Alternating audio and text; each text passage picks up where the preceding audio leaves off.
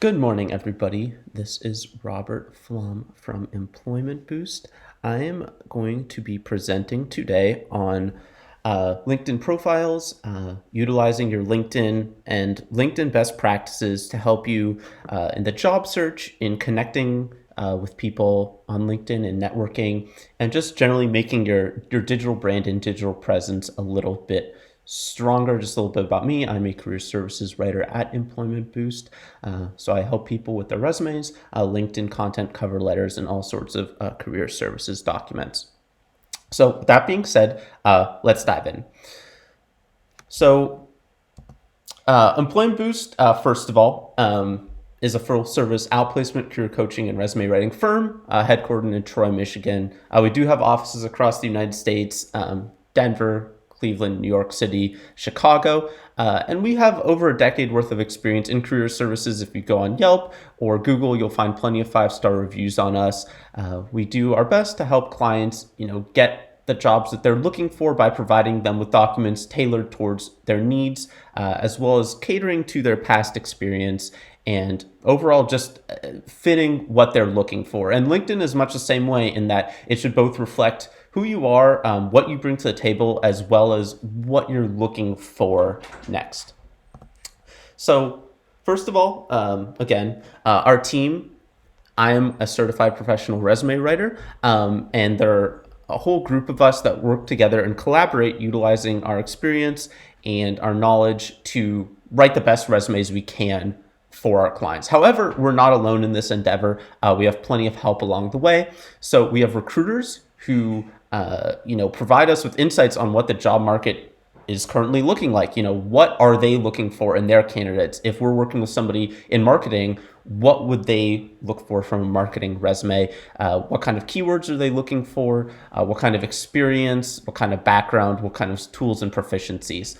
There's also researchers who kind of do more of that same kind of support in terms of finding out what some of the best resumes might be out there. What do they bring to the table? What can we help bring to the table as well? As well as other assorted people on the team who provide various insight. We have leaders in the executive sphere who can provide insight into what it is like to get to that executive level. What would a CEO or president need to have in their resume, because there are differences at that level, of course. And while the LinkedIn presentation we will be having today is pretty general, we do want to note that each specific role, industry, etc., is at least slightly different. So take that all with just a hint of a grain of caution. With that being said, let's dive in here. So it's really, really important to maximize your LinkedIn profile. Why? Because as we'll go through later with the statistics, millions and millions and millions of people use it, and jobs are harder to find than ever. Up until very recently, we were in a very strong employment period. Lots of people were employed, but that doesn't mean there's not lots of competition. As we'll discuss later, you'll have hundreds of people applying for many of these positions, and it's necessary to utilize every single tool that you have in order to give yourself an edge. So LinkedIn is one of those tools, and it's one of the most important ones because so many people use it, because recruiters and headhunters use it. Job postings are on there, and it's just provides a vast variety of information that you can look at either to find other people, to find a position that you might be looking for, to find a recruiter who you think might be able to get you set up with a job that you're looking for. Anything along those lines, you can find on LinkedIn, which is why it's essential that you optimize your own profile and your own footprint online so that when you do come across to people, whether you're reaching out, whether they're looking at you, they see the best that you bring, what you offer, and why they should connect with you, why they should hire you, so on and so forth. So as I kind of alluded to, connecting with headhunters is a big deal because while we will discuss the job search and job application process a little bit later, not all jobs are just publicly available. For example, I know that there are sports teams that for high-level positions do not just post that they're looking for a new, general manager. The Chicago Bulls are just conducted a search for high-level executives. They did not go through, LinkedIn or Indeed to find those candidates. They use connections, headhunters, et cetera, to find the exact best targets that they're looking for. That's why you should try to connect with headhunters, because they'll be able to provide you with positions that maybe you won't be able to see otherwise, whether that be at the senior executive level or even lower down. There might be some positions that just aren't available or that are not being broadcast as widely because they want to keep a tighter sphere. That's why it's important to find headhunters, connect with them. That's one of the main things that you should be doing on LinkedIn to optimize yourself. The second is that, part of the whole job search process in 2020 is figuring out how technology plays into things, what has changed about the job market, and what is the same. And one of the things that is new, that is different, is the use of technology, and specifically applicant tracking systems, or ATS systems, which analyze resumes for keywords, and then from there decide whether your resume fits what the position is looking for. So if you have a resume that is very SEO friendly, that has a lot of keywords, that have keywords that are bolded and stand out, your resume is more likely to make it through to the next level in a job search, job application. LinkedIn is similar, not that they use applicant tracking systems on your LinkedIn profile, but keywords are still looked for. When a recruiter or a headhunter or hiring manager is scrolling through LinkedIn, they are looking for those keywords to pop. They want to see that you have the skills, tools, and proficiencies that would make you a suitable candidate for the position, which means having those keywords. Maybe you have all the experience, but if it's told in a more roundabout way or using terms that are industry friendly, it's not going to stand out as much, and it will just make you a lesser candidate. So keywords are very important to utilize on your LinkedIn profile.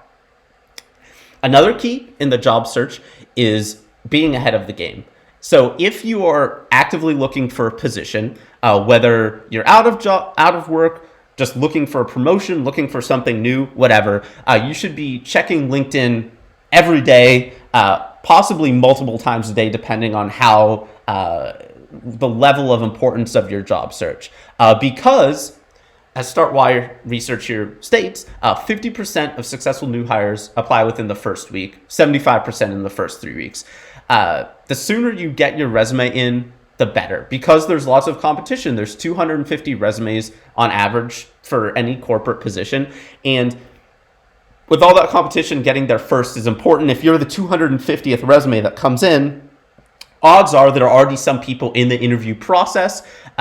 Maybe somebody is already close to getting the job offer. If a post is up for 3 or 4 weeks, if it's up, that means it probably hasn't been completely filled yet, but it does mean that there are probably very good candidates who are already in the pipeline. Therefore, apply as soon as possible. LinkedIn is helpful because a lot of LinkedIn applications have that easy apply where all you need to do is upload your resume and any other various content, maybe some basic information. That's it. Click, you're in.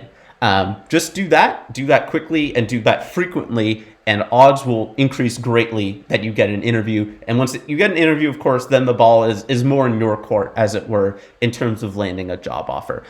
And now also it comes in here as a referral. So if you see a position, and either you know somebody who works there or you hear about it from someone, send in your resume to LinkedIn and then speak with your contact, whether it's the person who referred you to it or just somebody who you trust, to leave you a referral, and they'll mark it that way. That also greatly increases the chances that it passes through for interview.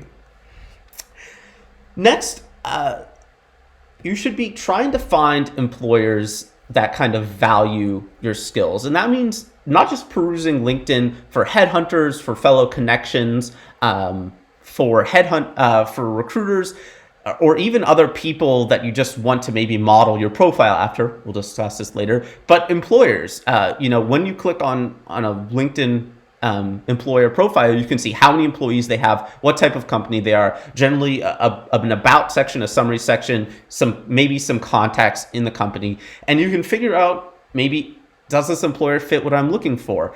If you're looking to go to a big company, maybe you don't need to look into Coca-Cola. You know Coca-Cola is a big company. But if you see something that maybe you've heard of, but you're not sure precisely what it is or what they're looking for, clicking on their profile, seeing how they operate, how big they are, etc., can be very beneficial in the job search.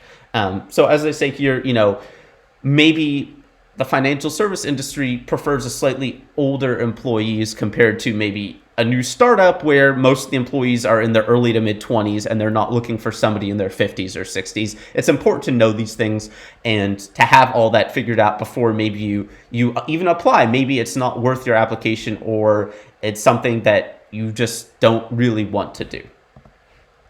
The next thing is to stay informed. And that means being an active participant on LinkedIn. It's not just reaching out to people who you're friends with from college or high school or coworkers, or even reaching out to headhunters or looking for jobs. It means actively perusing LinkedIn. What are people saying on LinkedIn about the job market? What are some of the trends in the industry? A good way to do this is by joining relevant groups. So, for example, I went to the University of Michigan. I graduated in 2017. So I am a part of the Michigan class of 2017 alumni group, as well as the Michigan alumni group in general. This helps with networking. It also helps with, jobs, especially in the Michigan area. What's going on there? What are good opportunities? And you can get even more local than that. Maybe you don't have an initial connection to it, but you search for, Royal Oak, Michigan networking, or Royal Oak, Michigan jobs, or whatever, and maybe you stumble across a networking group for your town, for your area, that will help you connect you to people in your industry, outside your industry, whatever. The more connections you can make that are beneficial, the better. And that also, again, expands your network. So maybe you find somebody who lives near you as part of your local networking group who also works for a company you're interested in working for. It's a great networking opportunity. And part of that is just being active and being live on LinkedIn. So next up, rather than more about how to use LinkedIn, how to operate LinkedIn, is a little bit about how to optimize your profile itself. So one thing you can do is figure out just how important LinkedIn is, what you're looking for, and what you're trying to get out of LinkedIn. So for people, maybe your standard user, again, maybe looks for job search, looks for job postings, but we would say that's not really the best element. That's not the best way to use LinkedIn. As we just kind of went through, there's a lot more to it. And the reason for that is how many people use LinkedIn. 500 million users, and more people use it every single day. A lot of those people use it every day, and lots of people, recruiters, headhunters, hiring managers, use it many, many times a day. They're on it, in fact, for hours and hours at a time. So it's a very highly trafficked website, and that means that your profile needs to present the best picture of itself as possible. Again, for those job searching, for people who are searching your profile and stumble across it, you want to make sure, even if they're maybe not even looking for what you're looking for, you want to make sure that you're putting off a good impression, because again, you never know when a beneficial review of your profile might bear fruit later down the line. So we'll cover here basic content development, not going super in depth on exactly the best practice for every single bullet point or every single keyword, but just generally how you should lay out the content of your LinkedIn. Again, a little bit more on networking, what companies you should be following, as well as navigating your social network, which again, coworkers, colleagues, classmates, etc., and just how to operate LinkedIn on a daily basis. So things that are important for content development on LinkedIn. Some of these are things that are pretty natural. They're things that are important for really any kind of writing. Consistency. If everything is in past tense, everything needs to be in past tense. Having a couple bullet points that are in present tense looks very weird. If somebody's reading through it, that'll stand out. It will make it seem like you haven't spent enough time on your own profile. And if you haven't spent time on it, why should they spend time on it? Scrolling efficiency. You don't want it to be too long. This goes for resumes as well, but you don't want somebody to spend half an hour reading every single word on your LinkedIn. It's about people who come through, look quickly. They want to see what titles you've had, what years you worked, your job tenure, and then again the keywords, the key bullet points that kind of just stand out. SEO and aesthetic optimization, again, being brief, being short, making it look nice and easily readable is important, while having those keywords in there at the same time to make it stand out, to make it more easily searchable, so more people stumble upon it, and the people who do find it will be more impressed by it.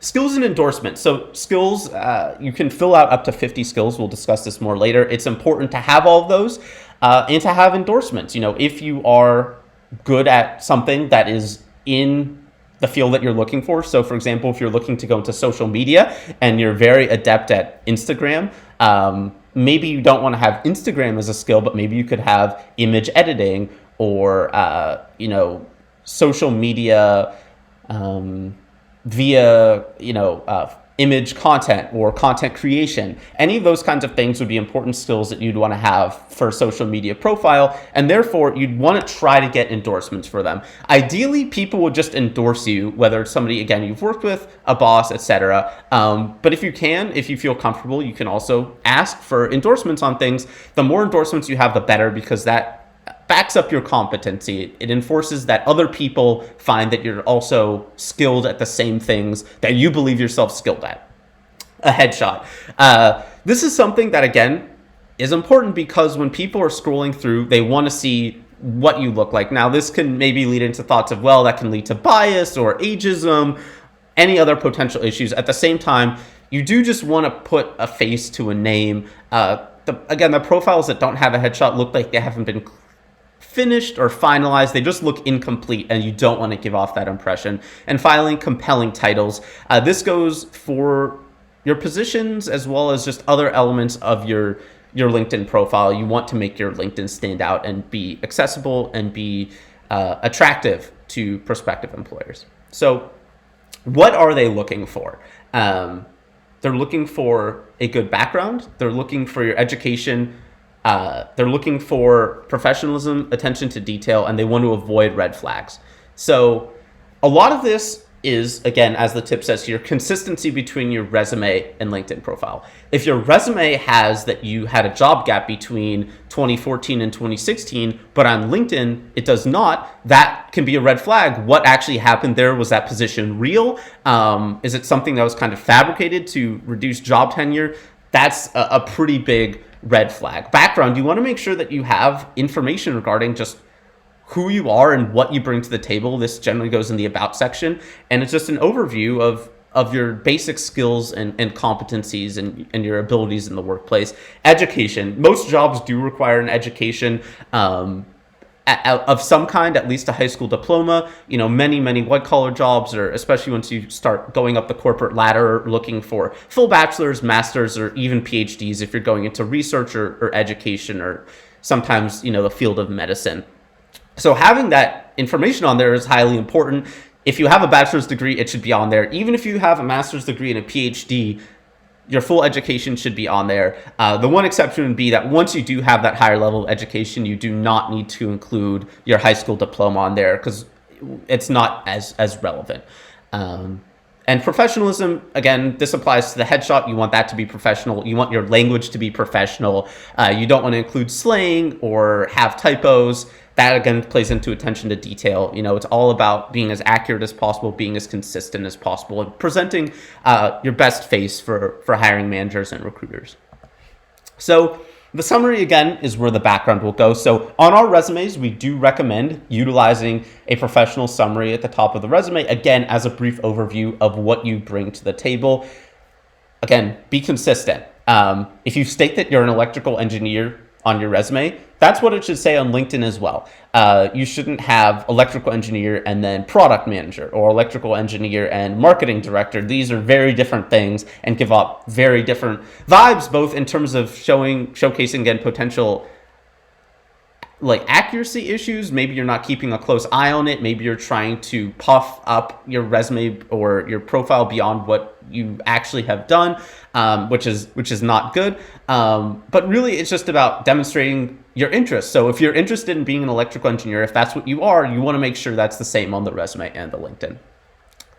And then you should be using your full summary unless it's quite long. So the summary example here is 7 lines, and that is a little bit long. Again, you want your profile to be brief, you want it to be readable, so maybe taking off a sentence or two could work, but you still do want to convey your title, again, what your essential background is, and maybe 1 or 2 key strengths that you bring to the table here. Problem solving, interpersonal skills, these are key things for many different positions, but especially for an electrical engineer, you need to be a problem solver, and you need to communicate across a lot of different departments with outside parties, etc. Those are very important.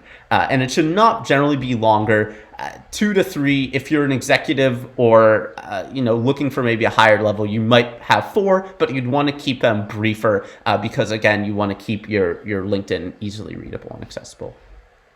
Next is kind of building the rest of your content. And this is, displaying, again, your subject matter expertise and helps bring awareness to your profile. So if you are posting content, if you're building out content, people will click on you. They'll see it pop up on their LinkedIn profile. People you're connected with will see you. If somebody is searching for the terms that you're discussing, they'll also land on your page and therefore maybe see your experience and therefore could lead to a job opportunity. So for example, here is a post discussing maybe job opportunities in the job market. If you're looking for a recruiting position, this could be something good to look for to show that you're keeping up with the job market and various trends. This could also be good for the specific things that you're talking about. Here it mentions manufacturing, supply chain technology. If you're interested in those fields, maybe you'd want to include them. If there are other fields, you might want to include them. Again, it's all about keyword searches. So if you're trying to drive yourself towards a specific position, towards a specific industry, you would also want to mention those ideally in as many of your content as possible. This will drive the correct kind of traffic and network to your LinkedIn profile. If you're posting about things you're not that interested in, I don't know why you necessarily would do that. But maybe it's a hobby of yours, but it's not something you're necessarily looking to go into work for. Even if that's the case, still try to make it as professional as possible and as closely tailored as possible to things that you're looking for, so that again you are getting the right kind of traffic. Next is work history. Which is kind of the meat of the LinkedIn profile, just as it's kind of the heart of a resume, which is your experience, your professional experience, what you've done over your career. And this, again, should be taken largely from the resume because you do want it to align. You don't want the content to be vastly different because, again, that raises red flags about what you may or may not have done. However, it should be different from the resume in several crucial ways. First of all, quantitative information, especially crucial quantitative information like the amount of sales growth you were able to generate, the amount of revenue you were able to add to the company, maybe even the number of projects you were able to complete in a given span of time. This should be left out because the LinkedIn profile should not contain everything. It's not a top to bottom, in-depth look into your career and what you've done. You want it to entice the reader. So you want a hiring manager to look on it and see, this candidate is intriguing. I want to see their resume. And then once they get to the resume, you don't want it to be exactly the same because then they'll see nothing new. So you do want to have maybe some of that crucial information, those biggest wins, that quantitative information on the resume, and leave it off the LinkedIn while just having enough to entice them to inspect your resume. Again, returning to readability and making sure that you're not putting too much text on there.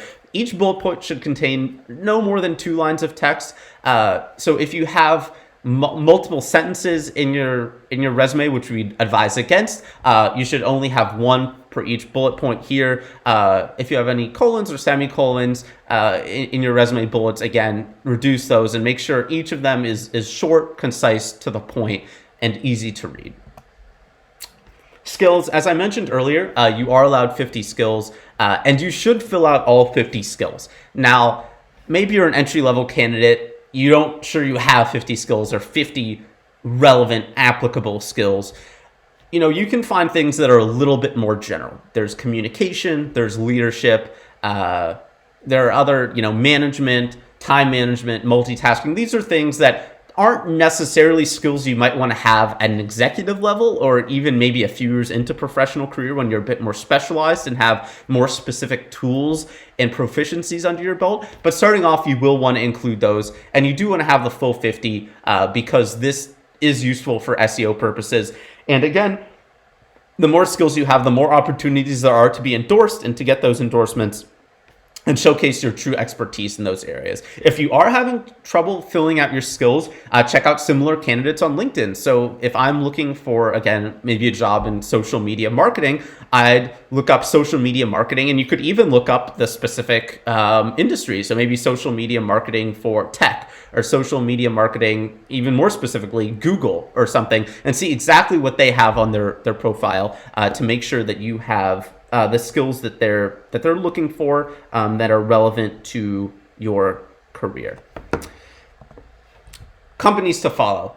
Touched on this earlier, but you should be following companies, both because companies will frequently post about things, whether it's insights, whether it's news about their company. Maybe they're hiring, maybe they're shrinking, maybe they're adding a new division. These can all be important, as well as just job postings. That's generally an easy way to find job postings.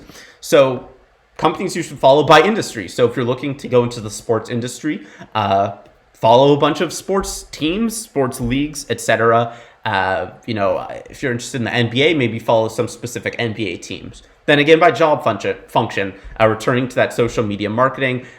If there's any social media companies or any marketing companies you have great interest in, regardless of industry, maybe apply to follow those companies that have positions that you're interested in. So any company where you see social media marketing associate as a position, follow those companies. And then also just by simple interest. So maybe it's not that you're necessarily looking for a job there, but you're just intrigued by what they offer, by what they're doing in the sphere. So maybe you're interested in cars, you like cars, and you want to follow Ford, even though you're not really interested in the auto industry as a career, just to keep you updated on news and insights. That's also good to follow. Then there's networking. Again, we discussed this earlier, but hiring managers and recruiters research candidates online always, and the first site they almost always go to is LinkedIn. So that's why it's so vital to have, again, your professional profile, have it optimized, have all the keywords, have the picture, have it easily readable. But that's just part of it. It's fine to be passive on there on LinkedIn and just have companies come to you. That's still, a fine way to use LinkedIn. However, being proactive is far better because, again, you're making the effort, which not only shows initiative, it shows that you care, it shows that you're passionate about your potential job. So if you see, again, maybe you want to work at Google and Google marketing, if you were able to find the Google marketing hiring manager, whether through LinkedIn or by doing research on the company website, etc., connect with them and reach out and ask. Again, maybe there aren't any job postings available, but if you ask, maybe they are hiring for it, or they're looking for a position that maybe isn't urgent, but is something they'd be interested in down the line. Maybe they're looking for, an Instagram specialist, and that's not something that they're currently hiring for, but it could be something that's in the pipeline.